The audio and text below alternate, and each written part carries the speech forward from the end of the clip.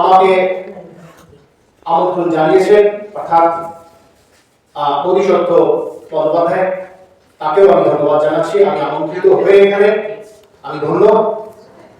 তো আমি আমার সঙ্গে যখন ওনার কথা হয়, তো উনি আমাকে এরকমই বললেন যে আমি ইচ্ছে করে কোনো গল্প বলতে পারি। আসলে মানে আমাদের যে ছোটবেলায় এই ধরনের একটা পরিবেশ ছিল, কিন্তু আজকে যত বড় হয়েছি দেখছি পরিবেশটা হারিয়ে গেছে। আমি জানি না এই আরিয়াবাবু অঞ্চলে কিরকম আছে, কিন্তু আমি আপনাদের খুব কাছেই থাকি বেলগড়িয়াতে, সেই পরিবেশটা নেই, হারিয়ে গেছে। এখন পাড়ায় আগে এই বসন্তকাল এই সময় বা গ্রীষ্মের ছুটিতে নানা রকম অনুষ্ঠান হতো, পাড়ার বাচ্চারাই এই ধরনের অনুষ্ঠান করে থাকতো, আমরাও করেছি। আমরা তাতে কোনো আড়ম্বর ছিল না, সামান্য মায়ের কাপড় দিয়ে ওই করে প্যান্ডেল করে আমরা সেখানে নাটক করেছি, আমরা নানা রকম অনুষ্ঠান করেছি, কিন্তু এখন সেই সব নেই। তো তার মধ্যে এইরকম একটা অনুষ্ঠান হচ্ছে শুনে আমি খুব উল্লসিত হলাম এবং চলে এলাম। এবার বলি, ছোটদের জন্য আমি যে খুব লিখেছি এরকম নয়, এটা আমার ব্যর্থতা। আমি আমার চিন্তা ভাবনায় আসে যে আমি ছোটদের জন্য লিখব, এবং আজকাল ছোটদের জন্য বলতে খুব ভূত চলে আর কি। ভূত নেই, ভূত কিন্তু এখন অন্যরকম, মানে এখন ভূতেরা সব অন্যরকম থাকবেই বা কি করে, সেসব গাছপালা চারিদিক পরিবেশ, ভূতের পরিবেশটাই তো নেই, হারিয়ে গেছে। সুতরাং ভূত নেই।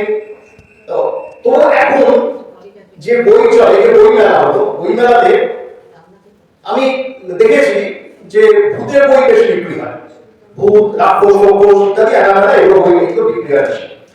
তো আমাদের ছোটবেলায় এরকম ছিল না। ছোটবেলায় কিন্তু আমাদের ছোটবেলায় আমরা ভীষণ ভূতকে ভয় পেতাম। আর সেই ভূতটা হচ্ছে মানে বিভিন্ন রকম ভূত, বান্ধব ভূত, তারপরে এই মুহূর্তে মনে পড়ছে আমার একান্নরের ভূত, ভীষণ ভয় পেতাম, ভীষণ ভয় পেতাম।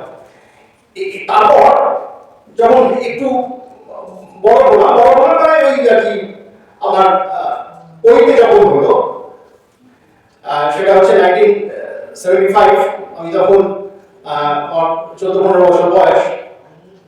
তো সেই সময় আমার মনে হলো যা এর সঙ্গে একটা বইতে থাকলো আর আমার কোনো ভয় নেই, এরকম একটা। আর তার আগে ভূতের মানে ভয়ে অনেক সময় বাবার বইতে আঁকড়ে ধরতাম, এইরকম একটা ছিল। তো এখন বাচ্চারা হয়তো ভূত দেখে অন্যরকম, মানে ভূতের ভয় আর সেরকম নেই। তো যাই হোক, আমি একটা গল্প, ভূতের মধ্যে আবার ভালো ভূত আর খারাপ ভূত আছে। কৃষ্ণেন্দ্রবাবু যার লেখেন অধিকাংশই দেখবেন ভালো ভূতের কথা লিখেন, বিশেষ করে। যাই হোক, তো আমি একটা লিখেছিলাম, ইদানিং কিছু লিখছি, সেগুলো পড়ছি না, যেগুলো কারণ এই কারণেই পড়ছি না, কারণ সেগুলো প্রকাশিত হয়নি যেগুলো আমি পড়ছি না। আমার যেটা প্রকাশিত এবং একটা বইয়ের মধ্যে আছে, আমি সেটাই আপনাদের একটু পড়ে শোনাচ্ছি, তোমাদের একটু পড়ে শোনাচ্ছি, কেমন?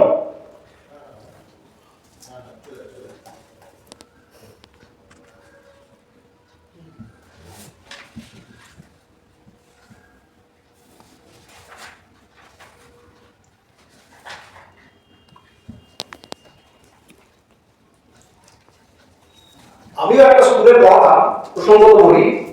সেখানে এই গতকাল আমি গিয়েছিলাম, আমি অবসরপ্রাপ্ত, গতকাল আমি স্কুলের একটা অনুষ্ঠানে গিয়েছিলাম। আমি 4 বছর অবসরপ্রাপ্ত। স্কুলে কিছু কৃতি ছাত্রকে ডেকেছিল ওরা স্কুলের অ্যানুয়াল ফাংশনে। তো সেখানে তারা এখন অন্য জায়গায় আছে, অনেকে ডাক্তার, ইঞ্জিনিয়ার, হ্যাঁ, কেউ হয়তো 70 বিদেশ থেকে এসেছে, তারাও এসেছে অনুষ্ঠানে। একটাই কথা হচ্ছে স্যার